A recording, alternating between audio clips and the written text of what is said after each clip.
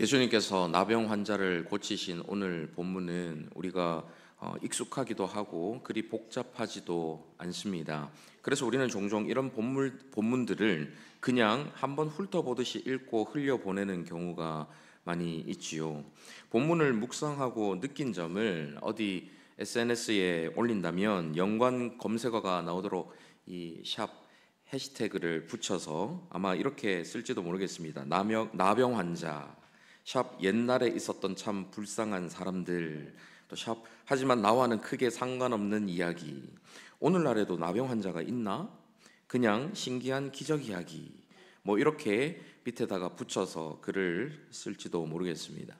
그런데 성경은 항상 오늘을 살아가는 저와 여러분의 이야기가 그 속에 담겨 있다라는 것을 드러내며 우리를 초대합니다. 오늘 본문도 마찬가지로 하나님께서 복음서에 기록되어서 저와 여러분에게 읽히도록 하셨다면 특별한 하나님의 뜻이 있으시겠지요. 우리와 별로 상관이 없을 것 같은 이 이야기가 어떻게 저와 여러분의 이야기가 될 수 있는지 지금부터 자세하게 한번 살펴보도록 하겠습니다. 여러분, 예수님께서 걸으셨던 이 흙먼지 자욱한 마을 길을 한번 상상해 보십시오.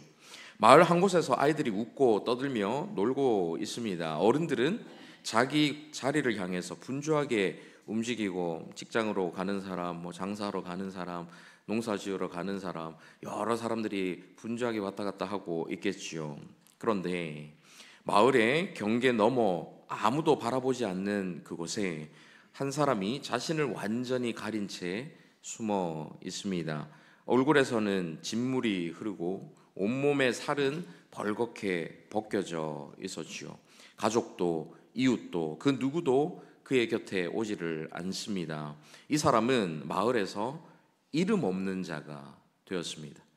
누군가 그를 언급할 때는 나병 환자, 저주받은 사람, 부정한 죄인 이렇게 부르고 그의 이름으로 부르지를 않지요. 그래서 오늘 본문에서도 그의 이름이 나오질 않습니다. 그도 어릴 때는 달랐을 것입니다. 한때는 다른 아이들처럼 친구들과 뛰어놀며 깔깔 웃었고 또 아버지와 들에서 함께 땀을 흘렸던 시절이 있었을 것입니다. 어머니 품에 안겨서 노래를 듣고 엄마 손 붙잡고 시장을 걸어 다니던 그런 시절이 있었겠지요. 하지만 언젠가부터 그의 몸에 갑자기 몸 한쪽 구석 피부가 벗겨지고 색깔이 변하고 고름이 생기기 시작합니다. 그러더니 지금은 온몸에 피부병이 퍼졌지요. 어떤 약도 치료도 소용이 없었습니다. 하지만 더욱 고통스러운 것이 있었습니다. 육체가 서서히 죽어가는 것도 너무나 힘든 일이었지만 마을에서 멀리 떠나 철저히 홀로 고립되고 격리되어 살아야 한다라는 이 사실이 몸 아픈 것보다 훨씬 더 고통스러운 것이었죠. 신약시대 유대 공동체에서 이 나병이라는 것은 단지 불행한 질환, 희귀병 이 정도가 아니었습니다. 레위기 13장과 14장에서는 아주 상세하게 이 나병 진단과 격리에 대한 율법이 나오고 있는데요. 나병 환자는 무조건 마을 밖으로 쫓겨나 살아야 했습니다. 그들은 사람들이 모여 사는 영역 바깥에 거친 들판이나 공동묘지 근처 또는 바람만 부는 황량한 빈터에서 살아야만 했었지요. 이는 단순히 위생이나 전염 예방의 차원뿐만 아니라 하나님의 심판, 죄의 결과, 신의 저주 이런 생각이 뿌리 깊게 퍼져 있었기 때문입니다. 그런 존재에게 당시 사회는 자비나 연민 같은 것은 없었지요. 나병이 의심되면 제사장이 직접 몸을 관찰하고 진단을 했었고 그렇게 나병이 선고가 되면 그는 곧 사회적 죽음을 당한 것과 동일한 의미를 지녔습니다. 한 인생의 모든 가치, 위치, 역할, 소속감 이 모든 것들이 다 사라져버리는 아주 무서운 판결이었던 것이죠. 오늘 본문에서 이 사람의 온몸에 나병이 들렸다라고 나오는 것으로 봐서 그는 아주 중증 환자라는 것을 알 수가 있습니다. 병이 깊어지면서 그에게 있었던 모든 관계가 끊어졌겠죠. 어릴 때부터 함께 뛰어놀던 동네 친구들, 옆집 이웃들, 근처에 살던 친척들, 심지어 함께 한 집에서 같이 살던 가족들까지 그에게서 병이 옮겨갈까 봐 가까이 할 수가 없었습니다. 집도 떠나야 했고 직장도 잃어버리고 주변 사람들도 평범한 일상까지도 모두 다 잃어버렸죠. 간혹 외로움을 견디다 못해서 마을 안으로 잠깐이라도 들어오려고 하면 그는 지나가는 사람들과 눈도 마주치지 못하고 큰 소리로 나는 부정하다, 나는 부정합니다, 나에게 가까이 오지 마십시오, 나는 위험한 사람입니다, 그렇게 외치면서 다녔습니다. 그러면은 사람들은 그 사람이 자신들 가까이 오지 못하도록 멀리 서서 돌을 던지면서 가까이 오지 말라고 소리치곤 했죠. 얼마나 자존심이 상할까요? 어디를 가도 누구에게도 환영받지 못한 사람, 단순히 사람들에게만 거절당한 것이 아니라 하나님께도 거절당하고 단절되었다라는 그 고통 속에서 아무런 희망을 품을 수 없었던 사람, 보이지만 보이지 않고 살아있지만 죽은 것 같이 여겨진, 본인은 차라리 죽으면 더 좋겠다라고 생각할 수밖에 없었던 사람, 그 사람이 바로 오늘 본문의 이 나병 환자였습니다. 이것은 단순히 불쌍하다 정도의 문제가 아닙니다. 내가 어디에서도 심지어 하나님께도 받아들여지지 못하고 그렇게 될 수 없다라는 공포와 두려움이 그의 전 존재를 사로잡고 있는 아주 크고 심각한 문제였었지요. 그런데 여기에서 우리가 진지하게 생각해 봐야 할 부분이 있습니다. 이 나병 환자가 가지고 있었던 이런 공포와 두려움이 오늘을 살고 있는 저와 여러분 가운데는 없는가 하는 것입니다. 여러분 한번 깊이 생각해 보십시오. 여러분께서 살아가면서 가장 두려운 것이 무엇입니까? 우리가 만약 경제적인 어려움을 겪는다면 그 경제적인 어려움을 겪을 때에 무엇이 제일 두려울까요? 먹고 싶은 것 먹지 못하고, 갖고 싶은 것 갖지 못하고, 하고 싶은 것 하지 못하는 것, 이것도 두려울 수 있지요. 하지만 그보다 더 큰 두려움이 있습니다. 우리가 육체적인 어려움을 겪을 때 무엇이 제일 두려울까요? 아픔과 고통과 통증, 당연히 두렵겠죠. 하지만 진짜 두려운 것은 따로 있죠. 그것은 바로 내가 이렇게 경제적으로 어렵고 육체적으로 어려운 것이 지속되면 주변으로부터, 세상으로부터 거부당하고 외면당할까 봐 두려워지는 것입니다. 점점 뒤처지다가 홀로 남을까 봐 두려운 것이죠. 물론 처음에는 옆에 있는 이웃들이 또 가족들이 도와주겠죠. 그런데 그렇게 도움을 계속 받기만 하다 보면 누구든 지칠 수밖에 없지 않습니까? 특히 자기 개인이 가장 중요하고 개인의 가치를 가장 중요시 여기는 현대 사회에는 더더욱 그렇습니다. 내 삶이 중요하고 내 자식, 내 가족들이 중요한 이런 시대에 나 이외에 다른 누군가를 챙긴다, 다른 누군가를 돌본다, 처음 한두 번이야 할 수 있겠지만 그것이 지속될 수가 없습니다. 그러다 보면 그 어려움을 겪는 사람은 나 홀로 남겨질까 봐, 다른 사람들에게부터 소외당하고 외면당할까 봐 두려움이 생길 수밖에 없습니다. 그러다가 자신의 인생이 아무런 의미와 가치가 없는 실패한 인생이 되어버릴까 봐 두려운 것이죠. 그래서 나병 환자의 이야기를 읽으면서 우리 자신의 내면을 솔직하게 들여다보면 우리도 사랑받지 못할까 봐 두려워하고 나는 부정하다라는 자기 비하에 시달리며 불안 가운데 살아갈 때가 많다라는 사실을 발견하게 되는 것입니다. 친구들이나 다른 사람들 앞에서는 밝게 웃다가도 밤이 되고 집에 돌아오면 혼자 눈물을 흘리기도 하지요. 누군가가 곁에 있어도 깊은 외로움과 공허감, 그런 것에 시달리면서 고통하는 시간들이 분명 있습니다. 신앙의 겉모습은 갖추고 있지만 마음 한복판에는 여전히 나는 충분하지 않아, 나는 주님의 사랑을 받을 만큼 그런 자격을 갖추고 있지 못해, 이런 나도 하나님께서 받아들이시고 사랑하실까? 하나님께서 나를 싫어하시고 떠나시진 않을까 하는 두려움이 자리하고 있을 때도 많이 있습니다. 이렇게 우리 모두도 그 종류는 다를 수 있지만 내면에 누구에게도 보이고 싶지 않은 상처, 드러낼 수 없는 연약함, 누군가와의 끝나지 않는 갈등, 어딘가 썩어 들어가는 것 같은 실패감, 타인의 한마디나 자신의 실수가 끊임없이 우리의 마음을 갉아먹는 이 존재적인 고통과 두려움, 수많은 문제들을 안고 있다라는 것이죠. 겉으로 눈에 보이는 나병은 우리에게 없지만 우리 내면에 그런 나병들이 자리하고 있다는 것입니다. 그리고 그보다 더 크고 궁극적인 문제는 여전히 해결되지 않는 내면의 죄를 안고 살아가고 있다라는 사실이죠. 바로 영적인 나병이 우리의 영혼 깊숙한 곳에 견고하게 뿌리 내리고 있다라는 사실입니다.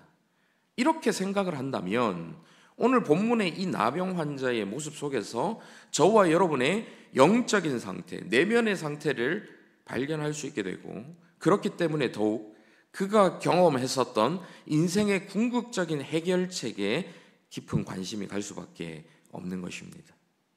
본문의 나병 환자는 자신의 힘이나 체면을 내려놓고 자신의 부정한 실체를 있는 그대로 드러내며 예수님 앞에 나아갔습니다.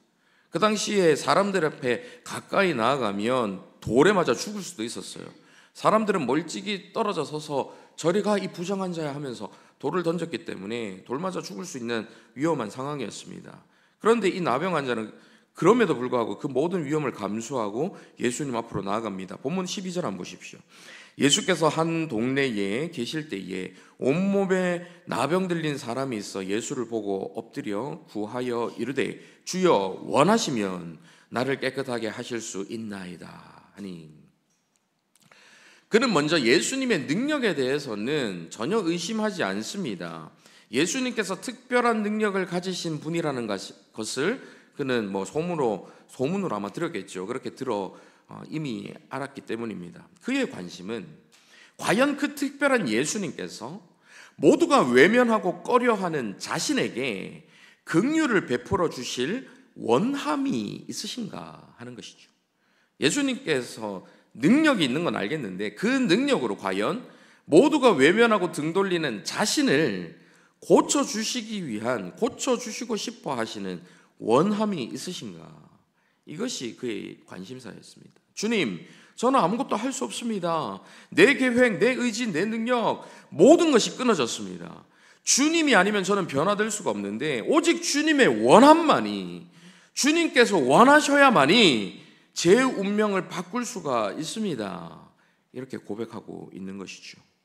철저하게 무능력한 스스로를 인정하고 주님의 능력을 인정하며 주님께 전적으로 의지하는 자만이 할 수 있는 아주 솔직한 고백이자 기도였던 것입니다. 그리고 바로 그 순간이, 그 자리가 복음이 그에게 임하고 주님의 능력으로 전 존재를 새롭게 변화시키는 출발점이 되었던 것이죠. 나병 환자의 외침을 들으신 예수님께서 그를 고쳐주시는데 이 장면에서 아주 의미 있는 표현들이 나오는 것을 볼 수가 있습니다. 동일한 장면이 기록된 이 마가복음에는 오늘 본문에 나오지 않는 한 가지 표현이 덧붙여져 있는데요. 마가복음 1장 41절 같이 한번 읽어보실까요? 시작. 예수께서 불쌍히 여기사 손을 내밀어 그에게 대시며 이르시되 내가 원하노니 깨끗함을 받으라 하시니. 오늘 본문과 유사하지만 본문에 없는 한 표현이 덧붙여져 있습니다. 예수님께서 그를 불쌍히 여기사, 예수님은 먼저 그를 불쌍히 여기셨다라고 나오고 있습니다. 이것이 얼마나 큰 은혜인지 모릅니다. 그 당시 그리스 로마 사회에서 그들이 믿던 우상신들은 사람들을 노예로 생각했습니다. 사람에 대해서 이 신들, 자신들이 이용의 대상, 자신들을 섬기는 대상으로만 생각하는 이 우상신들은 사람을 불쌍히 여기지 않습니다. 사람을 그냥 이용만 하면 되기 때문에 그들을 불쌍히 여기지 않아요. 언제든 자신들이 원하는 대로 사람들을 죽일 수 있고 병들게 하고 막 내치는 그런 신들입니다. 그리스 로마 그 신화들을 한번 다 읽어보십시오. 전부 다 저급한 신들 아닙니까? 그런데 죽은 신들 위에 살아있는 진짜 신 예수 그리스도는 하늘 위 높은 보좌에만 계시면서 사람을 이해하지 못하거나 사랑 없는 냉정하고 무자비한 악한 신이 아닙니다. 그분은 사람의 약함과 고통을 이해하시고 공감하시고 불쌍히 여기시는 분이시죠. 신들뿐만 아니라 사람들조차도 다른 사람들을 별로 불쌍히 여기지 않습니다. 어떤 사람들은 자신의 우월함을 스스로 만끽하기 위해서 불쌍히 여기는 척하는 사람들도 있죠. 뭔가 자선을 베풀고 뭔가 도움을 주면서 내가 이런 도움을 줄 수 있는 사람이야, 나는 넉넉할 뿐만 아니라 내가 누군가를 불쌍히 여기는 넉넉한 마음까지도 가지고 있어, 이런 것들을 보이기 위해서 다른 사람들에게 도움의 손길을 내미는 사람들도 있습니다. 물론 제가 이렇게 좀 단적으로 얘기하지만 그 중에서는 진짜 불쌍히 여기는 마음들을 가지고 있는 사람들도 있겠죠. 그런데 그 마음이 그렇게 오래 가지 않고 또 진심이 아닌 경우들도 참 많이 있다라는 말씀입니다. 그럼에도 불구하고 우리 예수님께서는 그를 진심으로 불쌍히 여기셨죠. 이것을 히브리서 기자는 이렇게 표현합니다. 4장 15절 먼저 같이 한번 읽어보실까요? 시작. 우리에게 있는 대제사장은 우리의 연약함을 동정하지 못하실 이가 아니요 모든 일에 우리와 똑같이 시험을 받으신 이로되 죄는 없으시니라. 우리에게 있는 대제사장 곧 예수 그리스도께서는 모든 일에 우리와 똑같이 시험을 받으신 분이다라고 말씀하고 있습니다. 그분은 하늘 높은 보좌 위에서 낮고 낮은 이 땅 위에 친히 내려오셔서 중동의 그 모든 흙먼지를 다 뒤집어 쓰시고 다른 사람들처럼 똑같이 굶주리시고 목마르시고 발이 부르터가면서 사람들과 함께 먼 거리를 오고 가며 다른 사람들과 함께 사셨습니다. 그래서 그분은 우리의 연약함을 너무나도 잘 아시죠. 그분이 직접 경험해 보셨기 때문에 굶주리는 사람의 그 굶주림의 고통을 주님은 아십니다. 굶주려 보셨기 때문에 목마른 자들의 그 목마름을 주님은 아세요. 목말라 보셨기 때문에 내가 목마르다 십자가 위에서도 말씀하셨죠. 처음 시험을 당하실 때도 굶주리셨죠. 많은 사람들 무리 곁에서 피곤을 느끼시기도 하고요. 그래서 깊이 잠에 드시기도 합니다. 사람들을 보면서 죽은 사람을 애처로워하는 그 가족들의 눈물을 보며 함께 눈물을 흘리시기도 하셨죠. 그분은 우리의 모든 슬픔과 아픔, 그 모든 상처까지도 다 직접 경험해 보신 분이십니다. 그렇기 때문에 너무나도 그 고통을 잘 아시는 분이시죠. 그래서 긍휼히 여기실 수 있는 분이시다라는 것입니다. 왜요? 죄는 없으시기 때문에. 우리의 죄성은 다른 사람들을 긍휼히 여기지 못하게 만들어요. 다른 사람들을 동정하면서도 아까 말씀드린 것처럼 자신의 우월함을 나타내기 위해서 하는 동정도 있고요. 겉으로 드러나 보이는 모든 모습들이 진짜 우리의 모습이 아닐 때도 많습니다. 내면에 깊이 박혀있는 죄 때문에. 그런데 우리 예수님은 동정은 하시지만 죄는 없으시기 때문에 그 불쌍히 여기시는 마음, 긍휼히 여기시는 마음이 가장 순수한 긍휼로 그 내면에 들어가 계신 것이죠. 그래서 우리를 긍휼히 여기시는데 정말 우리를 사랑하시는 마음으로 긍휼히 여기시는 분이시다라는 것입니다. 그러니 이어서 16절 한번 보십시오. 그러므로 우리는 긍휼하심을 받고 때를 따라 돕는 은혜를 얻기 위하여 은혜의 보좌 앞에 담대히 나아갈 것이니라. 이렇게 불쌍히 여기시는 주님의 긍휼하심을 근거로 우리는 그 은혜의 보좌 앞에 담대히 나아갈 수가 있는 것입니다. 오늘 이 나병 환자가 그 긍휼히 여기시는 주님의 그 긍휼을 알고 나갔는지는 모르지만 이 나병 환자처럼 우리 역시도 그 긍휼하심을 근거로 주님의 그 거룩하신 보좌 앞으로 나아갈 수 있다라는 것이죠. 나병 환자를 불쌍히 여기신 예수님께서는 그를 고쳐주시기를 진정으로 원하셨습니다. 그 원함의 진실됨을 행동으로 보여주셨죠. 그분은 아무 망설임 없이 이 부정한 자의 곁으로 다가가셔서 손을 내밀어서 그의 부정한 몸에 대셨던 것입니다.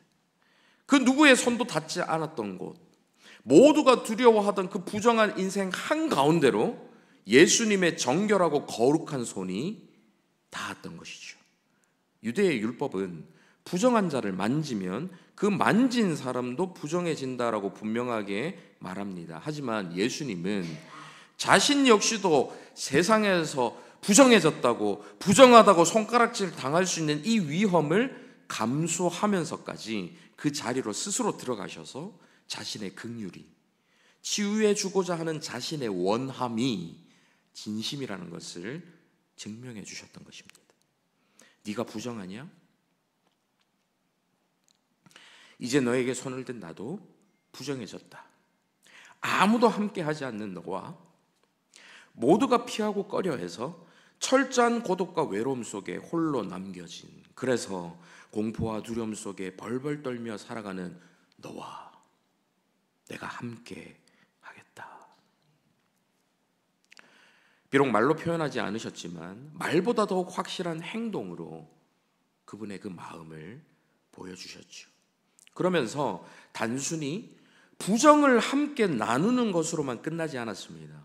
깨끗함을 받으라 말씀하시면서 그를 완전히 깨끗하게 고쳐주셨죠.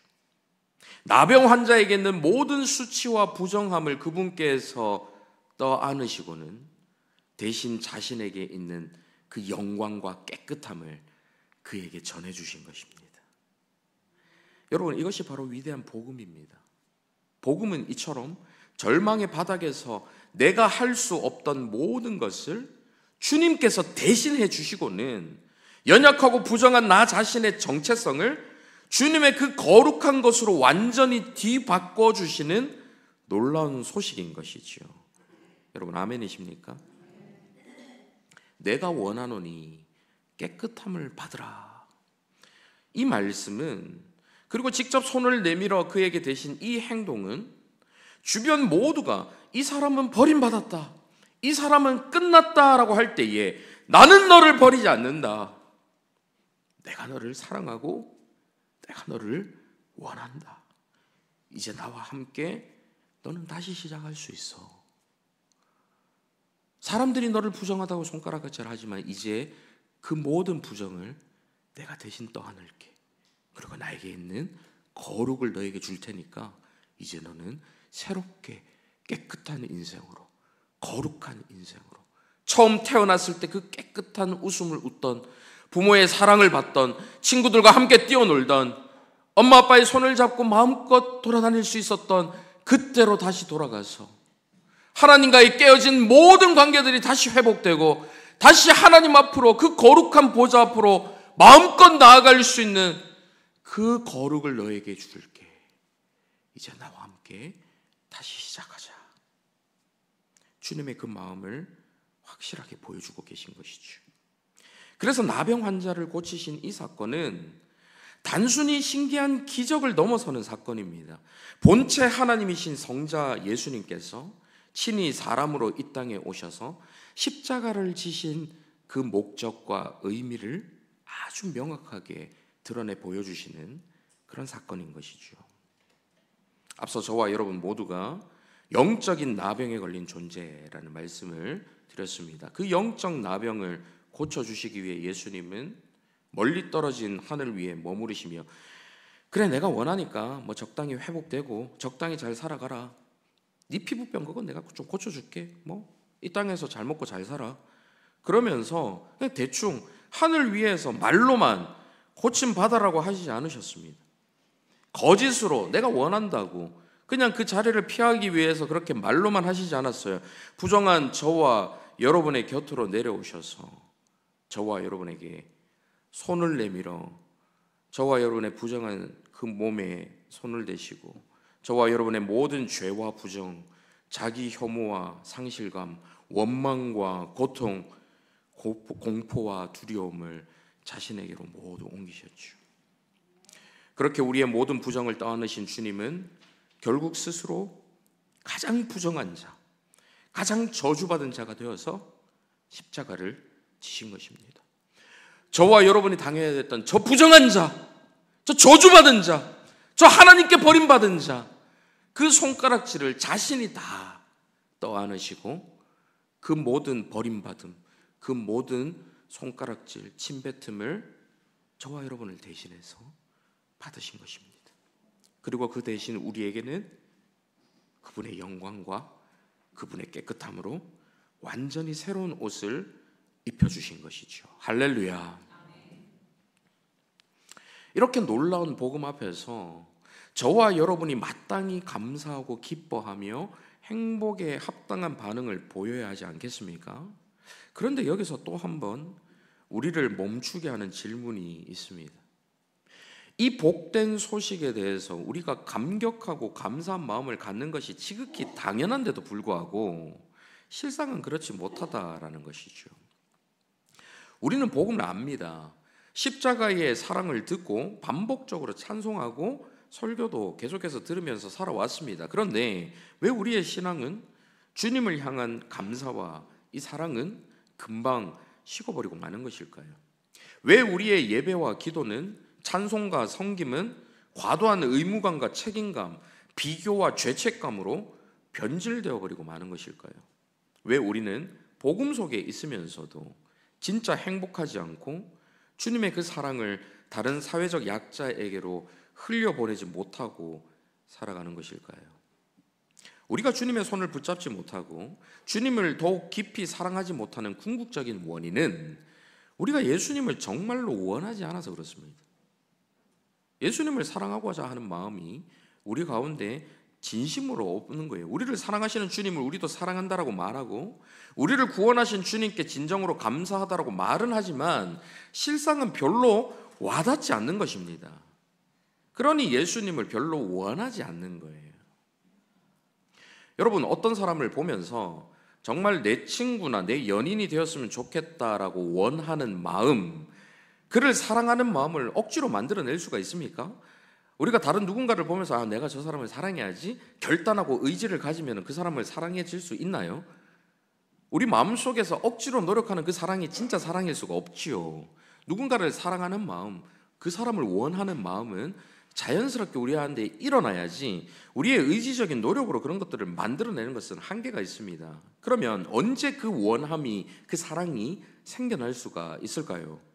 그 사람에게서 정말 흠모할 만한 매력과 아름다움과 사랑스러움을 발견할 때에 우리 마음속에 자연스럽게 그 사람을 원하게 되고 그 사람을 사랑하게 되는 것 아닙니까?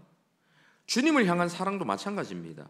결국 우리의 의지나 결심, 종교적인 훈련만으로는 주님을 진심으로 사랑할 수가 없습니다.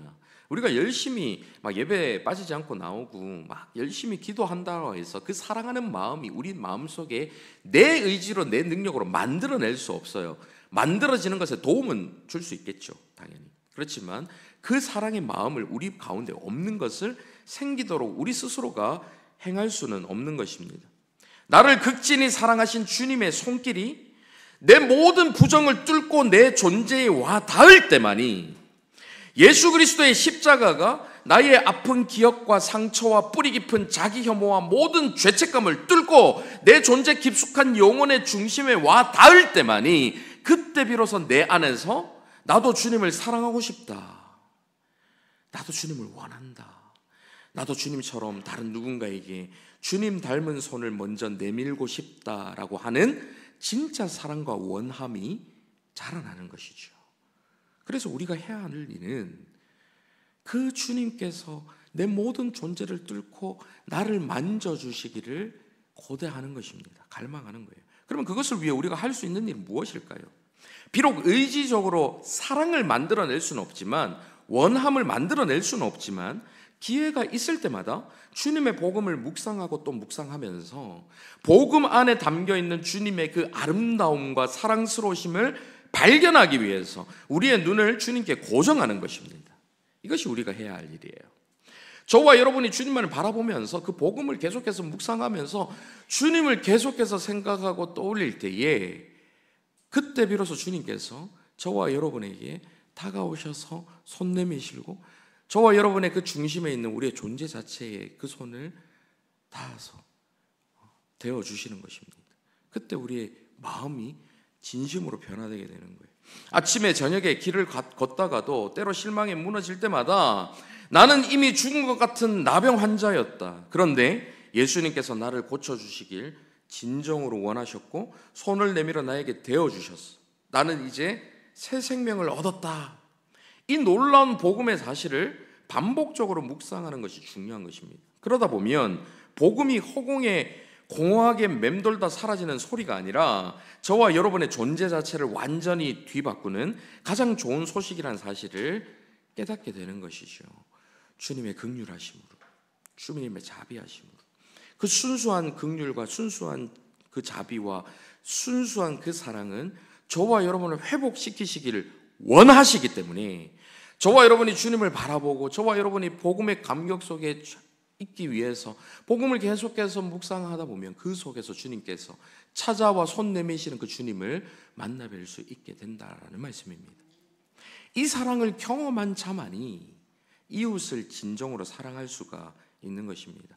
복음이라는 이 단어가 종교적인 구호에 머물고 주일 예배 가운데에만 이 교회당 건물 안에만 머물게 되면 우리는 여전히 나만 구원받으면 돼, 내 가족, 내 필요만 채워지면 돼, 이런 거짓 복음에 사로잡히게 되죠.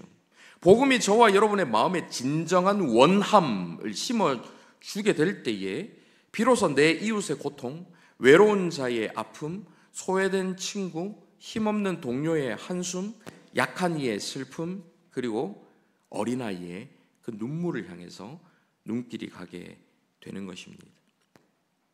어린이라는 존재는 힘도 약하고 사회적 목소리도 작습니다.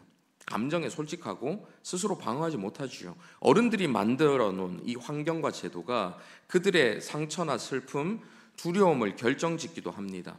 반복되는 가족의 갈등, 부모의 무관심, 어른들의 생각 없는 한마디, 이런 작은 일에도 쉽게 흔들리면서 큰 영향을 받는 것이 바로 어린 아이들입니다. 예수님께서는 이 땅에서 이 나병 환자와 같이 사회적으로 소외된 자들, 특별히 어린이, 약자, 소외된 자, 힘없는 자, 그들을 가장 먼저 품으셨습니다.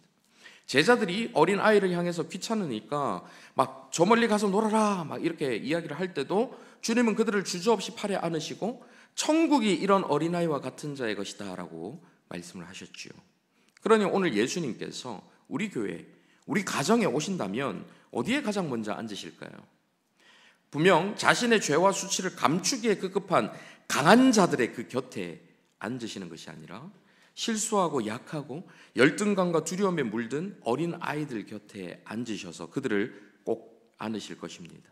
따라서 오늘 우리는 예수님의 사랑이 우리의 자녀들, 교회 안팎의 모든 어린이, 그리고 현대의 사회적 약자, 경제적으로 어려운 사람들, 장애우, 홀몸 어르신, 이주민, 슬퍼하는 이웃, 이들 이 가장 약한 자리로 흘러가고 있는지, 그 예수님의 사랑이 우리 교회의 사역을 통해서 흘러가고 있는지를 점검해 봐야 하는 것입니다. 진짜 복음이라는 것은 삶에서 우리 각자가 주님의 손이 되어서 그 손을 내밀어 여전히 영적 나병에 고통하는 자들을 회복시키는 구체적인 열매를 맺게 되기 때문이죠. 그래서 자녀를 사랑하고 어린이를 돌보고 하는 이런 모든 것들은 그 근본적으로 주님의 복음을 향한 회복이 우리 가운데 있어야 하고, 주님의 그 진짜 원하심, 그 손됨을 통해서 나타나신 그 원하심이 우리 가운데 있고, 그것이 구체적으로 실천으로 나아갈 때에 이웃을 돌보는 일들까지, 자녀들을 믿음으로 양육시키는 온전한 믿음의 교육까지 나아갈 수가 있는 것이죠. 이제 말씀 맺겠습니다. 우리는 각각 다른 처지, 다른 형편, 다른 삶의 스타일을 가지고 살아가지만 영혼 깊은 곳에서는 모두 더 인정받고 싶고 더 사랑받고 싶고, 그럼에도 자신은 무가치하다라는 이 절망을 경험하면서 살아갑니다. 모든 인생이 이렇게 부정함의 상처를 끌어안고 살아가는 것이죠.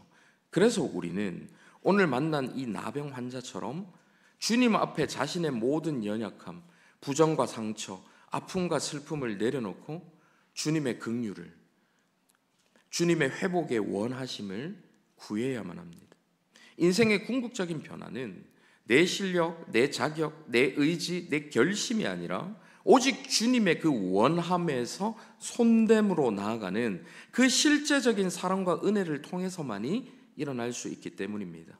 영적 나병으로 잃어버린 내 이름, 사람들이 부정한 자로 손가락질하던, 그래서 이름을 불러주지 않고 나를 어떤 존재로, 어떤 사람으로 여기면서 내 잃어버렸던 그 이름을 주님께서 친히 아시고 불러주시는, 그래서 회복시키시는 그 주님을 만남을 통해서 약자를 축복하는 복음의 능력이 저와 여러분을 통해 세상 가운데 확대되어 이곳에 진짜 예수님께서 계시는구나 하는 것을 드러낼 수 있는 우리 서울제일교회 공동체가 될 수 있기를 간절히 바랍니다.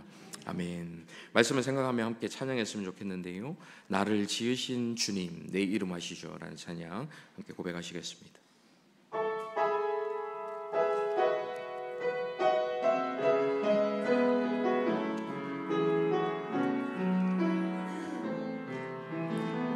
나를 지으신 주님, 나를 지으신 주님, 내 안에 계셔.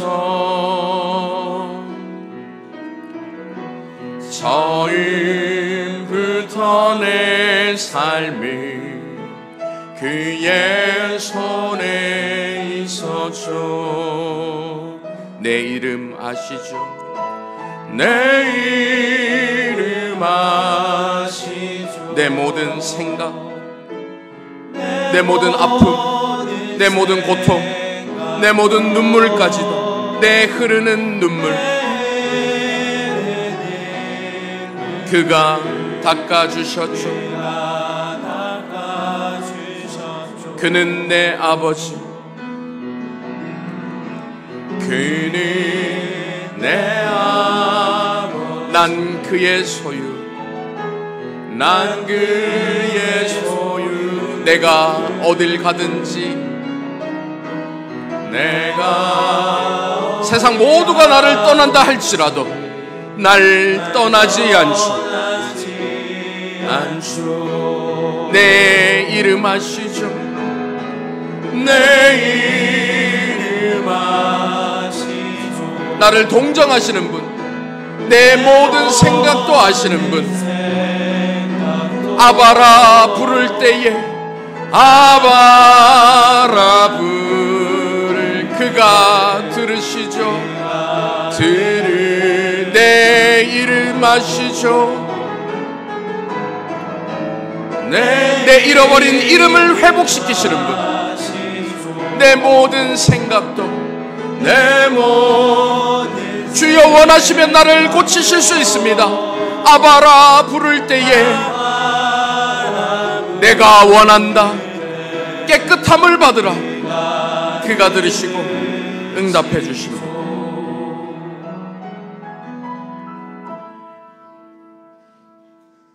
사랑하는 성도 여러분,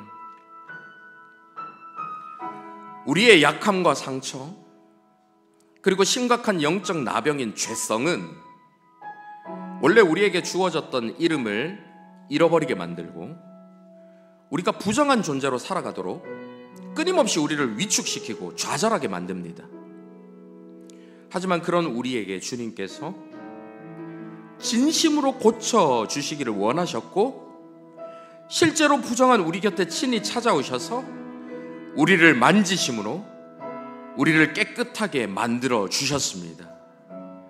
남몰래 흐르는 눈물까지도 내 이름 아시는 그분께서 내 모든 생각과 내 모든 고통과 내 모든 상처와 내 모든 아픔을 그분도 친히 겪으셨기 때문에, 아프지? 네 그 통 내가 안다. 힘들지? 너의 그 힘듦을 내가 알아. 나도 배신 당해보고, 나도 손가락질 당해보고, 나도 침뱉음 당해보고, 나도 못에 찔려 아파봤기 때문에 너의 그 아픔을 나도 알아.